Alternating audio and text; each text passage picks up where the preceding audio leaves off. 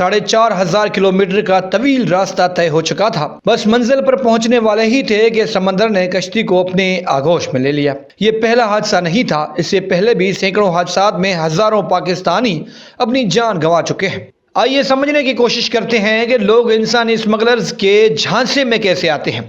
जिंदगी बदलने के ख्वाहिशमंद नौजवान अपनी बसी बसाई दुनिया कैसे उजाड़ देते हैं। स्मगलर्स पाकिस्तान से ईरान में दाखिल होने के लिए बलोचिस्तान के गैर महफूज रास्तों चागी, तुर्बत या ग्वादर के करीब हिस्सा इस्तेमाल करते हैं। ईरान के इलाके सिस्तियान और बलोचिस्तान स्मगलिंग के लिए अहम है क्योंकि यहाँ से सरहदी निगरानी कमजोर होती है। ईरान से तुर्की की सरहद अबूर की जाती है, अक्सर जमीन के रास्ते या पहाड़ी इलाकों के जरिए। कुछ स्मगलर्स ईरान से इस्तांबुल या तुर्की के दीगर इलाकों तक हवाई या जमीनी रास्तों को इस्तेमाल करते हैं। तुर्की से यूनान के शुमाल मशरकी इलाके मसलन एवरोस में जमीनी सरहद अबूर की जाती है। यूनान पहुंचने के बाद गैर कानूनी तारकीन वतन अक्सर यूरोप के दीगर ममालिक की तरफ बढ़ने की कोशिश करते हैं, इसलिए बल्कान के रास्ते इस्तेमाल किए जाते हैं जो मैसिडोनिया, सर्बिया और हंगरी से गुजरते हैं। ये रास्ते इतने खतरनाक होते हैं कि यहाँ से बचकर मंजिल तक पहुंचना लगभग नामुमकिन होता है। हर मुल्क में सिक्योरिटी का अलग निज़ाम होता है। स्मगलर्स जो रास्ता इस्तेमाल करते हैं वो खतरों से खाली नहीं होता। नौजवानों को झांसा देकर फंसाने वाले अक्सर स्मगलर उनके रिश्तेदार या जानने वाले होते हैं जो कि खुद ये गैर कानूनी रास्ते इस्तेमाल करने के बजाय लीगल तरीके से यूरोप और दीगर ममालिक जाते हैं। 14 अगस्त को यूनान के करीब डूबने वाली कश्ती में मुतअद्दिद अफराद जहां से गए और के लापता हो गए।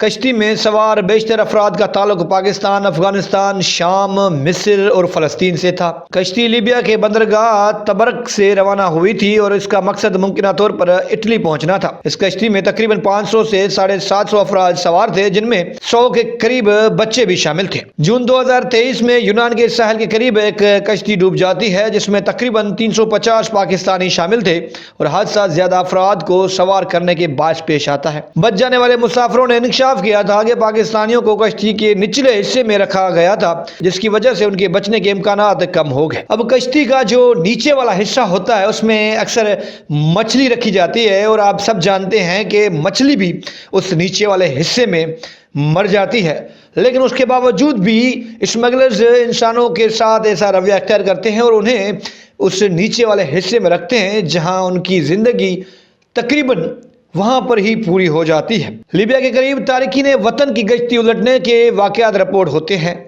इन हादसात में कई पाकिस्तानी शामिल होते हैं। इंसानी स्मगलिंग के लिए यह रास्ता अक्सर इस्तेमाल किया जाता है जहां ज्यादातर अफराद गैर कानूनी तौर पर यूरोप पहुंचने की कोशिश करते हैं। इटली और तुर्की के समुद्री रास्तों पर भी कई हादसात पेश आते हैं जिनमें पाकिस्तानी तारकीन वतन अपनी जानों से हाथ धो बैठते हैं। ये हादसात अक्सर गैर मयारी कश्तियों और ज्यादा मुसाफिरों की वजह से पेश आते हैं। आइए समझने की कोशिश करते हैं कि इंसानी स्मगलिंग आखिर होती क्यों है। इन वाकयात की अहम वजूहात में पाकिस्तान में बेरोजगारी, मुआशी अदम इस्तेकाम और बेहतर मुस्तकबिल की तलाश शामिल होती है। एजेंट और इंसानी स्मगलर गरीब लोगों को बेहतर जिंदगी के ख्वाब दिखाकर इन खतरनाक रास्तों पर भेजते हैं। स्मगलर्स लोगों को तरक्की याफ्ता ममालिक में अच्छी मुलाजमत, ज्यादा तनख्वाह और बेहतर जिंदगी का ख्वाब दिखाते हैं। वो दावा करते हैं कि उनके जरिए कानूनी या गैर कानूनी तौर पर यूरोप, मशरक वुस्ता या दीगर ममालिक पहुंचना आसान है। पासपोर्ट, वीजा और दीगर सफरी दस्तावेज तैयार करने का दावा करते हैं। उन्हें कानूनी सफरी रास्ते का झांसा दिया जाता है, हालांकि अक्सर ये दस्तावेजात जाली होते हैं। महंगे कानूनी तरीकों के मुकाबले में कम अखराजात पर सफर करने का दावा करते हैं। ये लोग अक्सर किस्तों पर रकम लेने की पेशकश भी करते हैं ताकि ज्यादा अफराद उनकी पेशकश कबूल करें। स्मगलर्स मकामी एजेंटों को इस्तेमाल करते हैं जो देहात या छोटे शहरों में लोगों को कायल करते हैं। ये एजेंट अक्सर कम्युनिटी के अफराद होते हैं जो आसानी से लोगों का एतमाद जीत लेते हैं। वो ऐसे लोगों की कहानियां सुनाते हैं जिन्होंने उन्हीं के जरिए कामयाबी से दूसरे मुमालिक में हिजरत की और पैसा कमाया। बाज़ औक़ात वो उन लोगों को सामने लाते हैं जो उनके झूठ का हिस्सा होते हैं। अगर कोई फर्द इनकार करता है तो उन्हें धमकाया जाता है कि कानूनी तरीके नामुमकिन है, ये उन्हें दूसरे मसाइल का सामना करना होगा।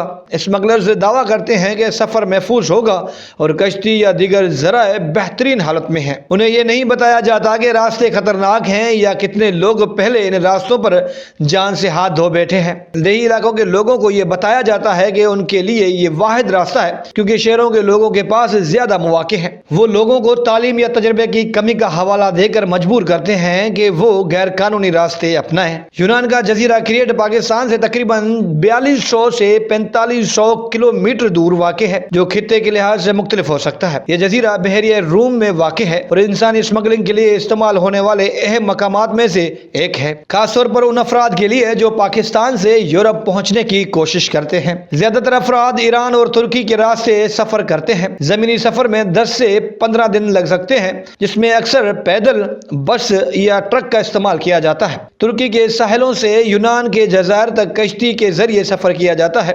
यह सफर तकरीबन 1 से 3 दिन में मुकम्मल होता है, लेकिन खराब मौसम या कश्तियों की गैर मयारी हालत की वजह से वक्त ज्यादा भी लग सकता है। कश्तियों की गैर मयारी हालत, समुद्री तूफान और ज्यादा अफराद की मौजूदगी हादसात की अहम वजूहात हैं। कई अफराद रास्तों में खुराक और पानी की कमी का शिकार भी हो जाते हैं। गैर कानूनी रास्तों पर इंसानी स्मगलर्स का गैर इंसानी सलूक और पुलिस की कार्रवाइयों का सामना भी आम होता है। पाकिस्तान से यूरोप तक का सफर कानूनी तौर पर और गैर कानूनी तरीकों से करने के अखराजात में वाज़ेह फर्क होता है। कानूनी तौर पर यूरोप जाने के लिए वीजा फीस लगती है। यूरोप के मुख्तलिफ ममालिक की वीजा फीस 60 से 120 यूरो के दरमियान होती है। तकरीबन 18,000 से 35,000 पाकिस्तानी रुपए बनते हैं।